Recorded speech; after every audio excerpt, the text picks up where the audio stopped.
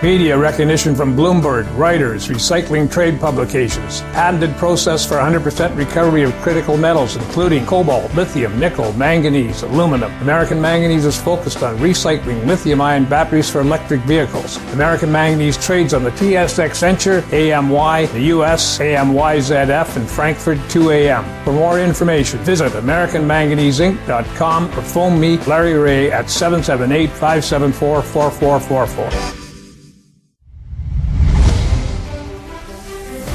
Welcome to the Goddard Report. Comments made on the Goddard Report and TalkDigitalNetwork.com are an expression of opinion only. Here is Jim Goddard. The Future of Canada, United versus Separated, is a 5-part series. Listen to all 5 parts on TalkDigitalNetwork.com, HoweStreet.com.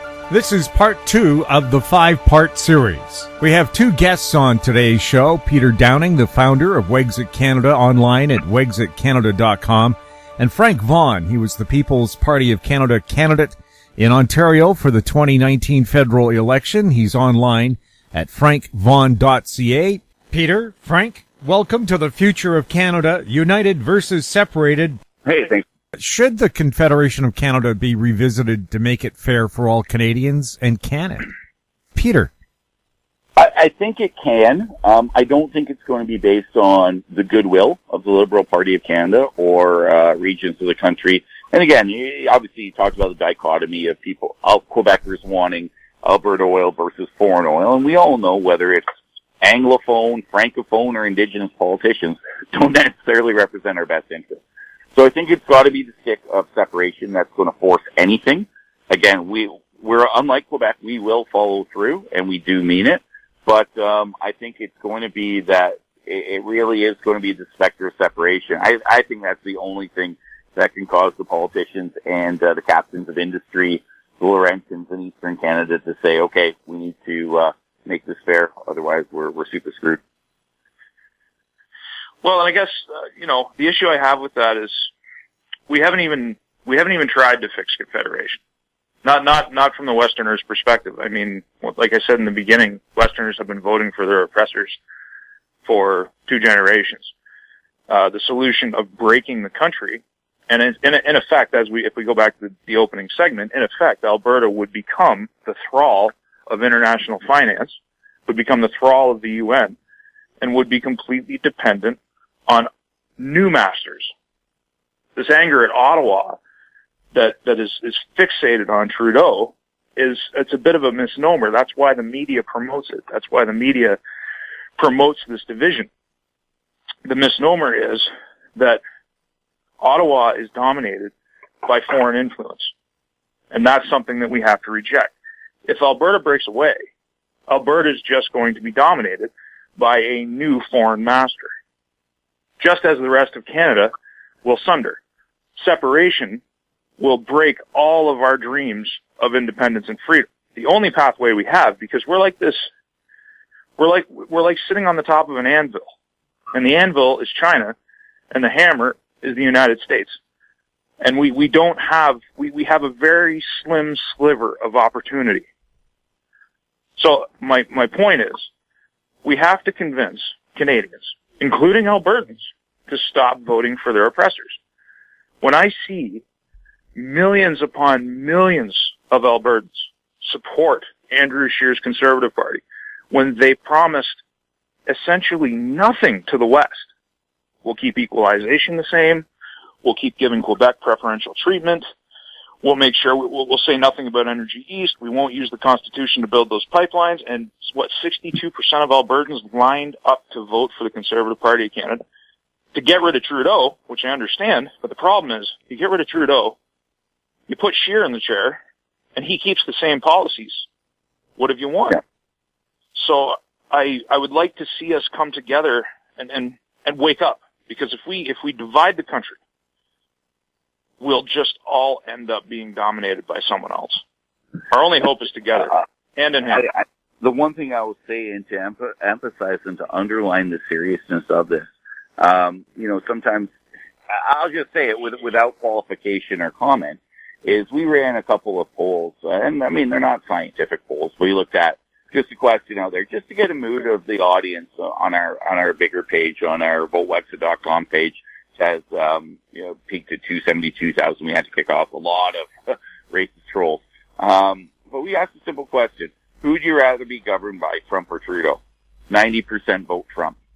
And then we asked the next question: is if Ottawa made it impossible through the government, through the courts, and through their police for Alberta to separate, or for Western Canada to separate, would you rather accept the rule of Trudeau or join the U.S.? 94% said join the U.S. That's the situation. So the reality is when you say foreign master, all people care, all people are feeling is the pain from Ottawa, and they want it to stop. So people will choose. I'm just telling you the reality. I mean, well, the problem, this is a province that voted in the NDP because they were so distracted with the corruption of the previous PC. You will see the same thing when it comes to separation. Well, I'd be interested to see the result because, I mean, the province of Alberta had the Freedom Party, which promised a referendum, ran up against Kenny, and didn't elect a single member. What Freedom Party are you talking about? Derek Fildebrands' Freedom Party. Freedom Conservative Party. Forgive me, yes, Freedom Conservative Party. And once again, it was a disaster. Albertans decided to go for the status quo. So I would be pleasantly surprised to see a certain percentage of the vote actually go to Wexit members, because that would, or Wexit candidates, because that would at least mean that people were waking up somewhat. Because every opportunity. I mean, it's not like Alberta hasn't had a separatist party before. It just doesn't have the popular support. I would love to see that change one way or another, whether it's, PPC people or Wexit MPs. I would love to see a shift, because that shift would indicate that the culture's changing and people want to break away from their chains. So, I mean, I think on that we agree, if that would be a positive sign. And I think that there is a real niche for the PPC in Eastern Canada, in Ontario, and all the way to the Maritimes. Maybe not so much in Quebec, that might be a tough sell. But I think that as our movement increases, which it will, there's only got to be, there's the Frontier Mining Project from Tech Resources that is supposed to be approved. So there's going to be a final decision, I think, in February. If that doesn't get approved by the Natural Resource Minister, if you see firearms confiscations, heavier taxations, more green stuff, which I think we all agree, green is the new red. It really is just communism mass, is you're going to see a bigger bump towards separation. And I think it really is only going to be, as that gets real in the mind of Eastern Canadians, and Eastern Canadians understanding what they're going to lose, I think that those are the only conditions that would be sufficient to prompt a constitutional, some constitutional accords. And yeah, you're right, it's messy, but it is the only thing that can keep the country together for sure. And I think that the PPC has a role to be able to play in that discussion in Eastern Canada. Because liberals and conservatives, they're the same group. They are literally the same, just one wears a red tie. Yeah, one wears a red tie, one wears a blue tie. I think the PPC will have a role in the and you should take hope. And again, I know you're not representing PPC, but PPC listeners and supporters should take hope in that, because the Wexit brand, the name Wexit Alberta, that was only launched 6 months ago. So if you market, if you understand, this is why I'm saying understand how people think and understand how people vote. If you can market it and package it in the right way, I think the PPC is in a fantastic position to be able to win a number of seats in Ontario, Atlantic Canada for sure. I think that you could pick up a couple in Quebec. You just got to market it a little bit differently, but you guys aren't too far off. We agree on virtually all the same stuff, just to the exception of, what's more desirable, us splitting up in the West or keeping it together to avoid foreign dominance. That's the only difference. Yeah, well, foreign dominance is a key concern, because that's that UN tentacle. You mentioned the NDP and gun confiscation. I wanted to touch on that just quickly. The irony is, and this is my calculation from talking to a number of people around the country, I'm of the opinion that the NDP under Singh will never vote for gun confiscation. They won't support it. And you could check this with perhaps I don't know how many people in the Sikh community that you know, but my understanding is that the Sikhs will never give up their guns, and they are certain that Jagmeet Singh will not vote for legal gun confiscation. If they come for the guns, it's going to be the Liberals in the bloc that do it. Ironically, separatists will be the vehicle that comes to take our firearms, which is. Yeah, I mean, but I don't think the NDP is going to do it. I don't know. I mean, and this is only speculation. I mean, I can say only speculation. I mean, Singh is he's a turban wearing Sikh, and part of Sikhism is this. I mean, why we have a lot of Sikh support is because Sikhism is they're looking for their own country as well. So there's a sympathy there. And don't get me wrong, the family values and lots of small business people and that kind of stuff, which is really the bigger pull. And a lot of people leave countries where there's corruption and are getting dismayed at seeing the same trends of corruption in the country that they chose to make their home. So I think there's also a lot of other reasons, and all the reasons are good why we have support from different immigrant communities. And it tends to fall along the same lines is they're hardworking people. They want to keep their own money. They want to provide for their families.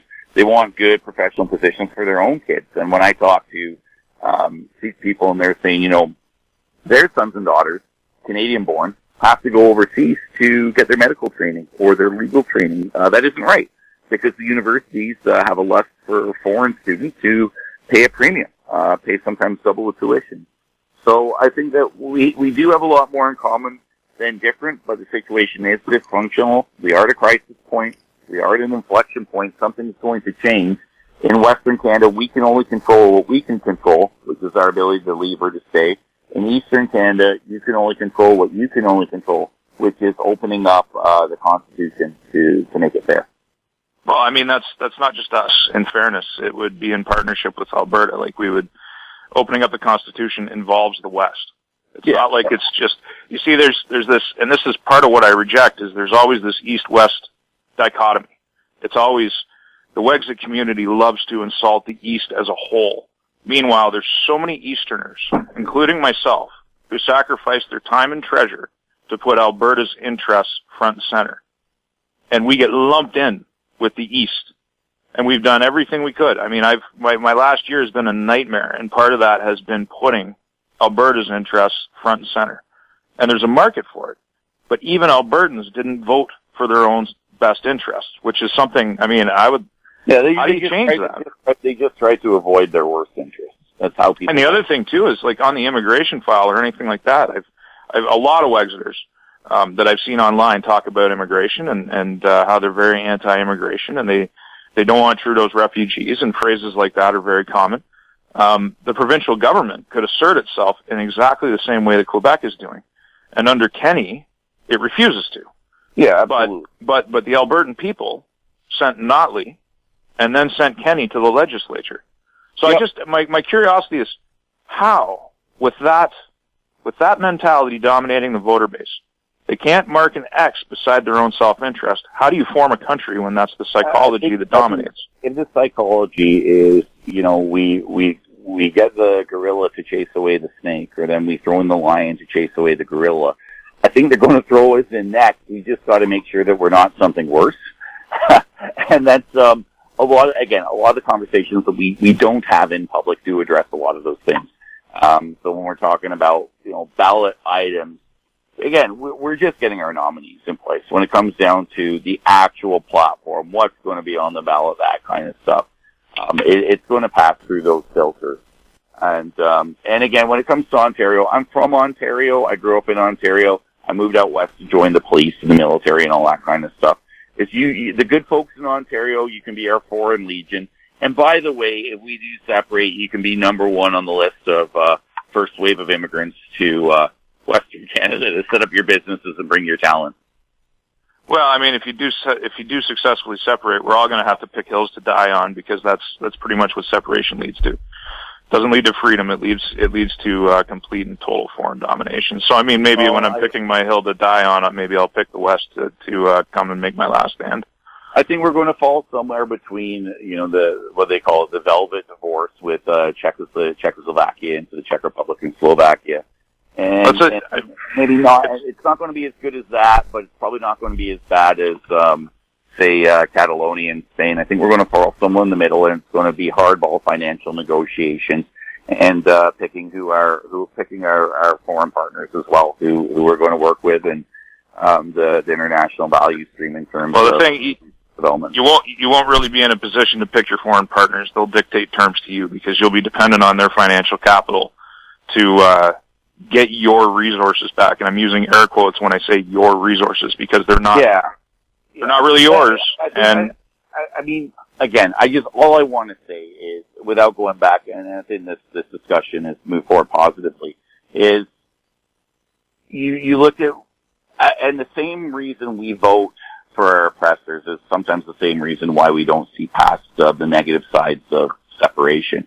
Is okay, sure, everything that you just said, valid. But what happens if you look at Iran? You look at the oil that China is dependent on. You look at perhaps the debt right now, the debt situation that America's in. America needs Western Canada big time. China needs Western Canada big time. There are needs that we have the ability to supply that give us some parity in the discussions and the negotiations.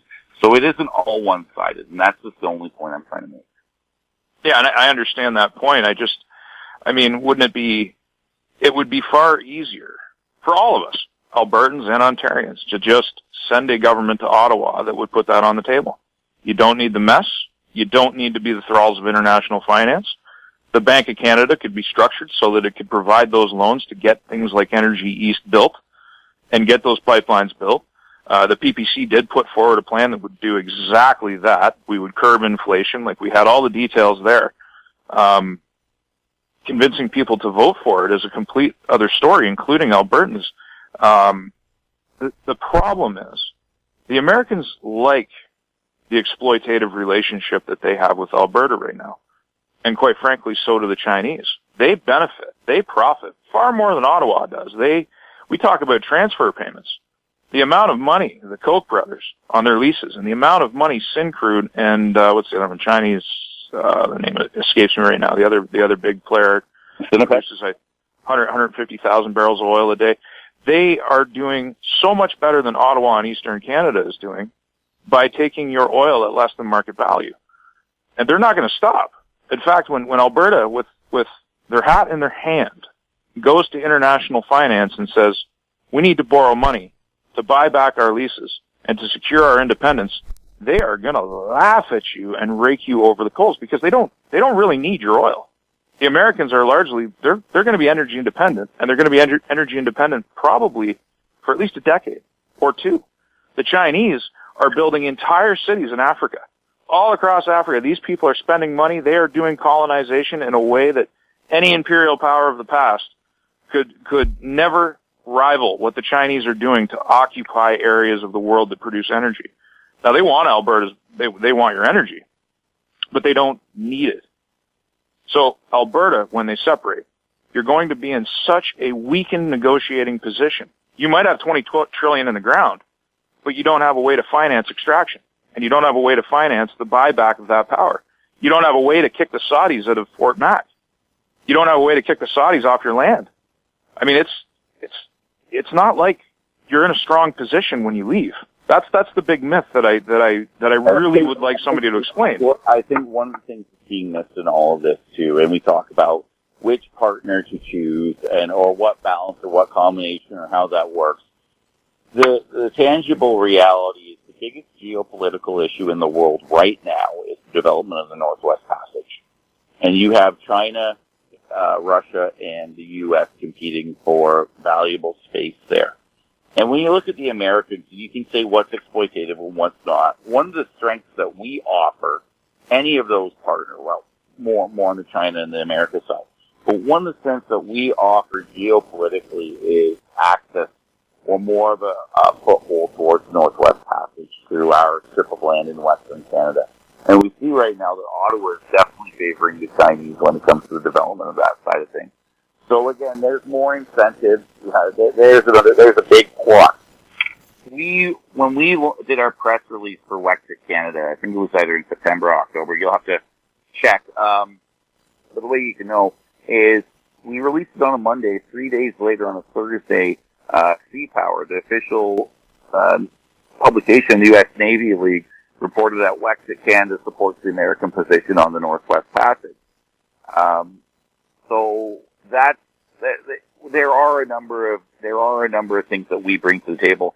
And we're talking with my American friends who follow this closely. They're the ones telling us that America needs Western Canada. Not just that. Of course they are. They're the ones that are going to gain from it.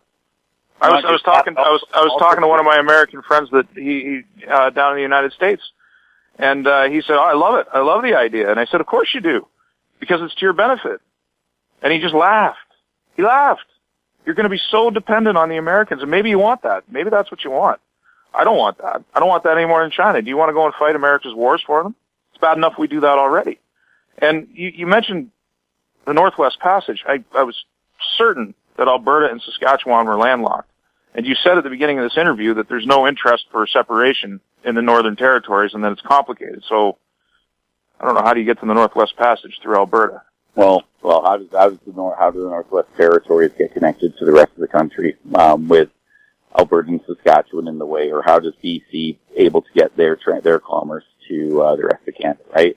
Yeah, Confederation in Canada, that's how. What's that? Canada, that's how, because we're a country. That's why it works. Right. That is why it works at this point. But again, obviously we've got the ability to separate from that, and it won't work for the Northwest Territories. It won't work for BC. Okay. Fellas, let's take a break here, and we'll come back right after the break. Aben Resources Limited is a gold exploration company with significant projects in British Columbia and the Yukon, trading on the TSX Venture Exchange, symbol ABN, and the OTCQB, symbol ABNAF. Surrounded by world-class gold deposits and mines, Aben's 23,000 hectares Forest Kerr Gold Project is located in the heart of the Golden Triangle in northwestern BC. For more information, visit us at abenresources.com.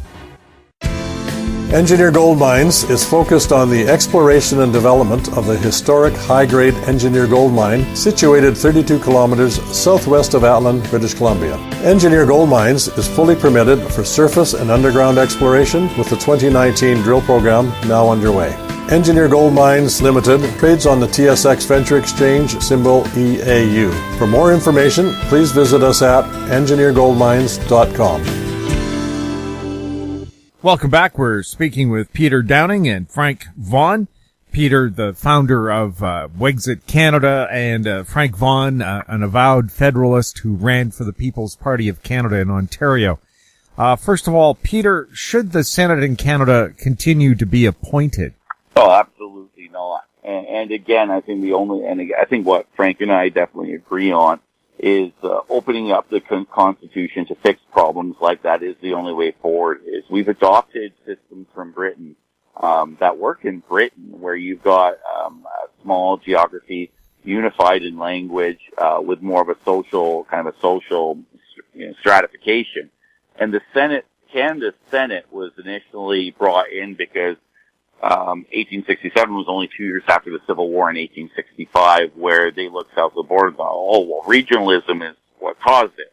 So they just adopted the British system. But the problem is, with a country the size of Canada, an economy so different and politics dictated by geography, it simply doesn't work. And when we see the population mismatch, when it's 24 senators for Ontario, 24 for Quebec, 24 for the Atlantic with their tiny population, and 24 for the West, which leaves us with 6 apiece.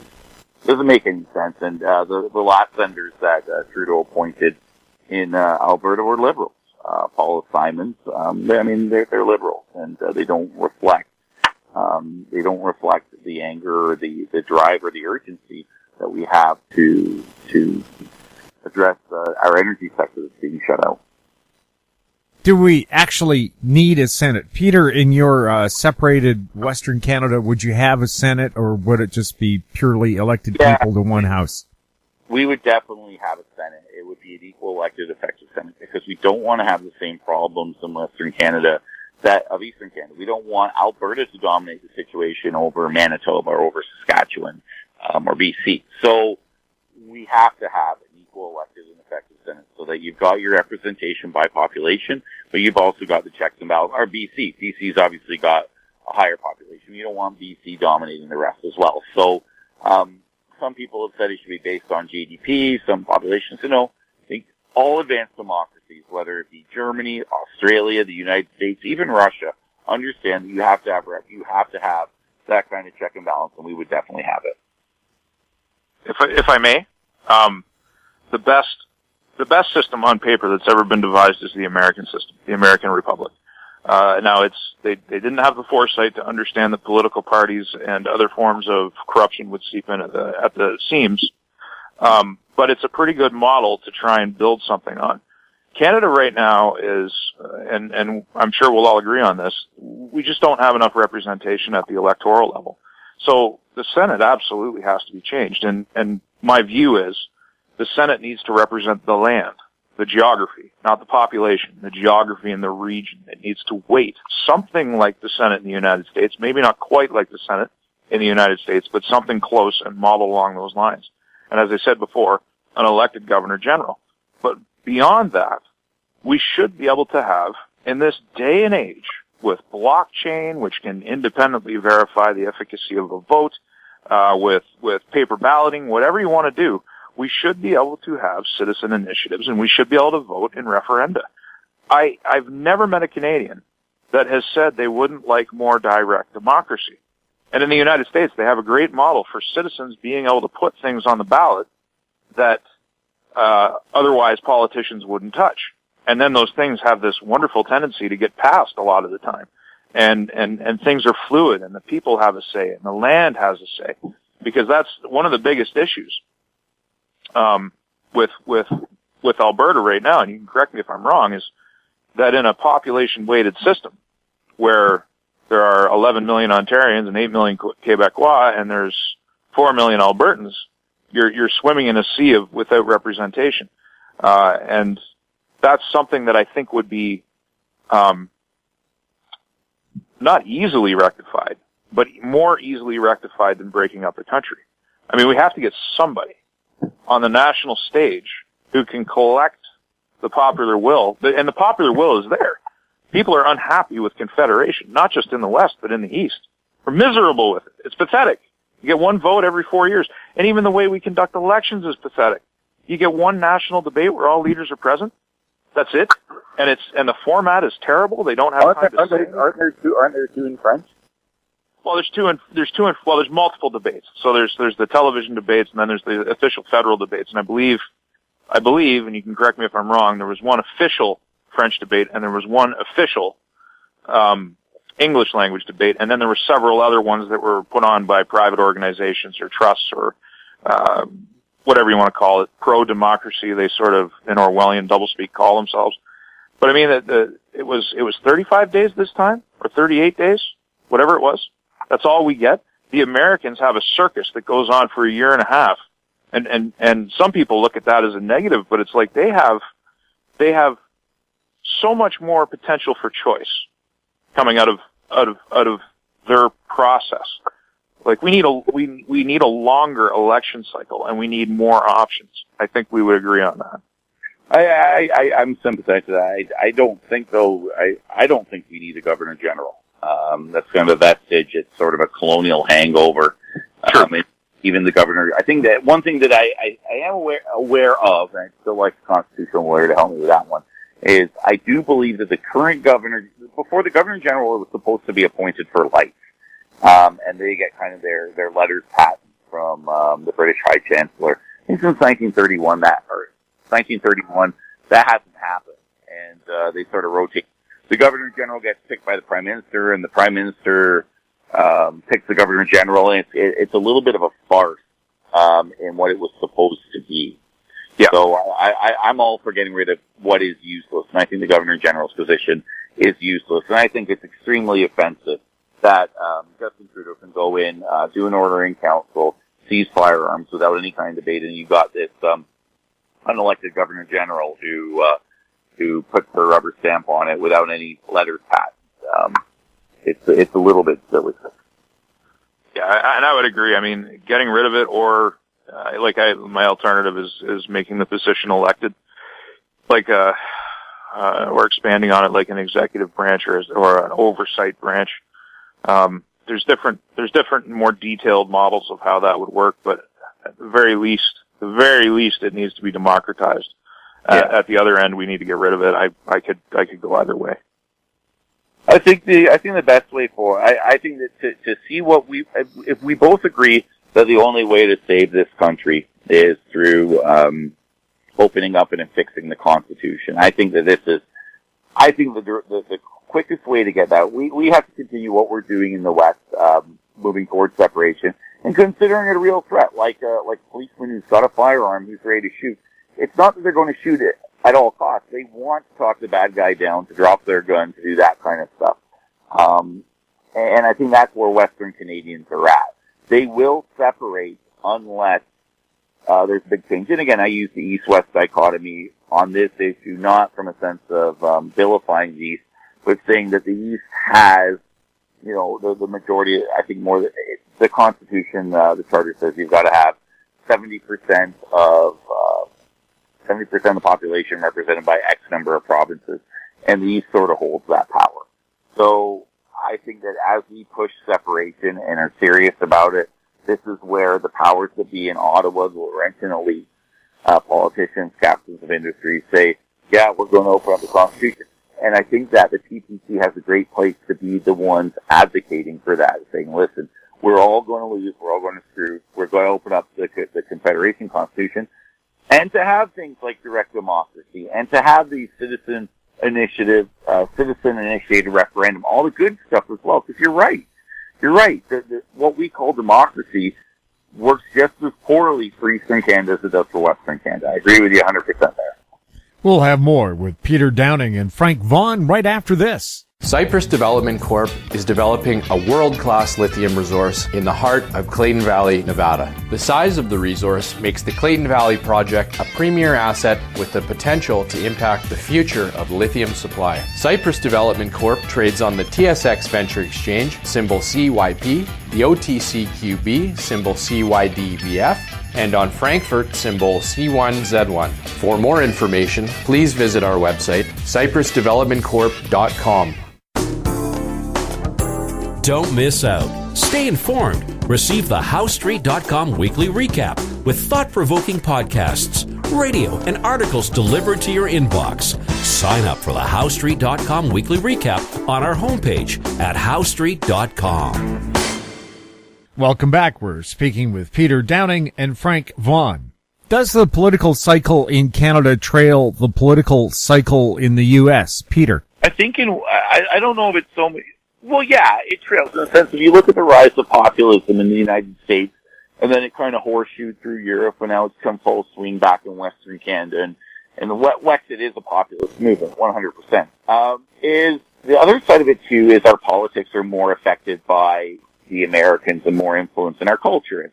As I talked about earlier on, the lack of a culture, and what we're told at the national level is, you like hockey, you like beer, and you're not American. That's kind of about it. Or you're sort of peacekeepers. So naturally we have adopted more of the frontier mindset, a little bit more of the freedoms of small government side that we see other Republicans in the U.S. So I don't know if that answers your question properly. Correct me if I haven't, but I definitely see that kind of interaction and interplay.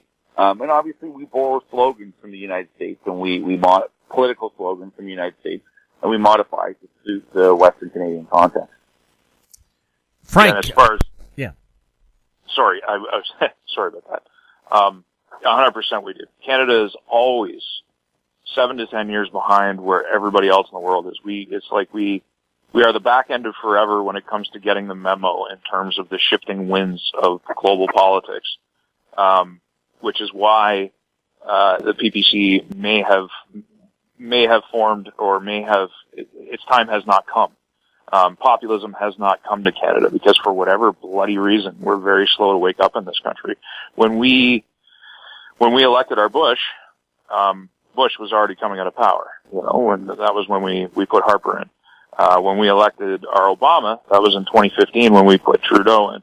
And when we finally get around to electing our version of Trump, which won't look like Trump, he's a boisterous guy from Manhattan who even conservatively minded Canadians can't seem to get past that superficial image that he projects, which is, it's his intention. He does it on purpose. But anyway, by the time we get around to electing our attempt at populist reform, Trump will probably be gone. It could be another 3 or 4 years. I don't know why. We're always slow to wake up here. We're very slow to adopt those global trends, for sure. Peter, is the Paris Accord and the climate crisis narrative created by and for corrupt politicians? I say by and for corrupt politicians who see whether they're decision makers or cogs in the corrupt machine. It's advancing socialism, communism. You could go back as far as Jimmy Carter, I mean, even further. But in modern history, Jimmy Carter's national security advisor, and I'm going to butcher the Polish name horribly, Brzezinski, even writes about the benefit of Marxism as it's the advancement of mankind. Kind of, we've moved away from worshiping the Pope to the nation state, and now to the ascendancy of mankind. So however they decide to flower it up, the reality is all that stuff is about taking away local sovereignty. It's about centralized control of resources, wealth, labor, and people. There's nothing good about it, and we should have no part of it. Frank? Yeah, so, my the Paris Climate Treaty, well, first off, the entire climate change narrative that carbon is driving the climate is probably one of the biggest anti-scientific views that's ever been adopted at a global level in the history of mankind. And one of the most pathetic things that I think came out of the 2019 election was that the Conservative Party revealed themselves to be completely enthralled in this. I have a pathetic meme that Hamish Marshall put out on behalf of Andrew Scheer, and in it, they brag about the fact that their climate change plan has more words than all the other parties' climate change plans. They have more words. They have more details about how they're going to meet those Paris targets, which is, and I mean, if you subscribe to Paris, you subscribe to phasing out Alberta. That's the end of the story. And there is a lot of ignorance. I remember when I seen various political parties saying that Albertans don't want oil jobs. They want, and some of these people were coming from Alberta. They don't want oil jobs. They want jobs in renewable energy, in the brand new green economy, which doesn't exist. The green economy it's a socialist creation. It's completely funded by government. What the carbon con does is it enables UN regulators and international regulators to tax every living being and every single thing that we consume and do, to the benefit of international finance, which is so often completely interlinked with international socialism or communism. I mean, you can call it communism because that's what it is. They rebranded, right? It became so discredited in the 1970s to be a communist that they had to rebrand it into democratic socialism. So, Paris Climate Treaty is about one thing: advancing international law and advancing the goals of the very rich, super rich international financial capital. And they're often, these people they're Marxists. They're flat out Marxists. And I worry, one of my concerns with Wexit, as I've said before, is that to achieve it, you would be dependent on these very same international financial sources to secure your independence, which is, it's a problem. The Paris Climate Treaty is the worst thing that we've ever done. Donald Trump was absolutely correct getting out of it, and any good Canadian should advocate for getting out of Paris. Should politicians, past and present, be held accountable for their corruption and crimes? Peter? Yes. Those are parts and parcel of our overall platform, and I mean, it's a social contract. It's just like if you were going to do business with a contractor that said they're going to build a building for you, you paid them the money and they didn't, you would have recourse through the court. So we're looking at the same recourses to hold our elected officials accountable, whether it be through disqualification to run in future elections, whether it be something like the NDP who campaigned without a carbon tax, who sprung a carbon tax, kind of thing that could trigger a new general election. And I think it's only by moving in this direction and having real penalties for ethics violations, as parliamentarians to make sure that they are prosecuted to the fullest extent of the law, but obviously to support and to protect our democracy. If we want to have a real democracy, is to make sure that they're held accountable for their promises or their non-promises. Why has politics so often attracted the wrong type of people, Peter? I think, I don't know, because I think I'm one of the right type of people, from what I've seen. And probably the best way to describe it, I was, my UCP membership was just about to run out, and somebody suggested I come down and kind of fly the Wexit flag, which I'm not really big on hijacking other people's events, but I went down all the same. Had some good meetings and some good discussions with good people. But being in that UCP convention was literally like Indiana Jones in the snake pit. It was like watching snakes gyrate over each other and being willing to glad hand and step on each other's necks to get higher in the organization. I think it's part ego, it's part desire for power over other people. I mean, I've seen the same thing in policing and the military. Is people like to have power over other people. People like to have status. And I think the ability to control the economy and the law and the institutions of a G7 nation is a pretty powerful attractor. So, I mean, that's just my speculation as to why we do that.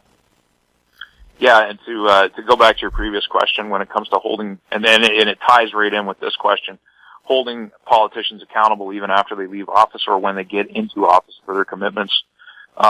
One of the biggest things we need is the right of recall, so a citizens-initiated recall. Other places have it. There's no reason we couldn't have it. There's no reason why we couldn't put that together and put together a proposal that does that, which would increase the accountability and therefore maybe draw more of the right kinds of people who will actually keep their commitments, honor their words, or at the very least explain in a cohesive way why they have to break their word. And as to the question of why politics attracts the wrong kinds of people, because I believe politics attracts a large number of sociopaths and probably a good number of psychopaths at the same time. And part of the reason for that is the people themselves. We reward them. We elect them. We continue to support them.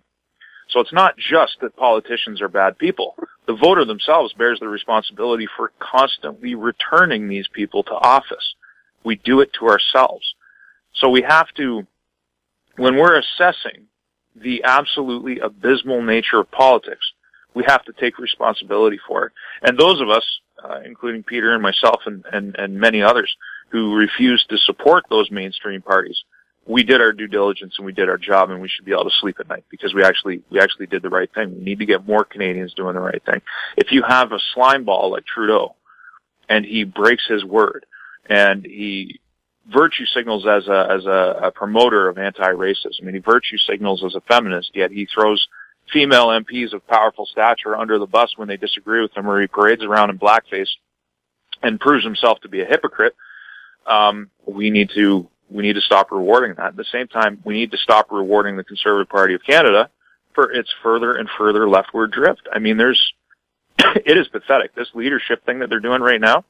You got Michelle Rempel, one of the favorites in the West in terms of conservative talent, if you will, was asked in an interview recently, what is the most important thing facing Canada?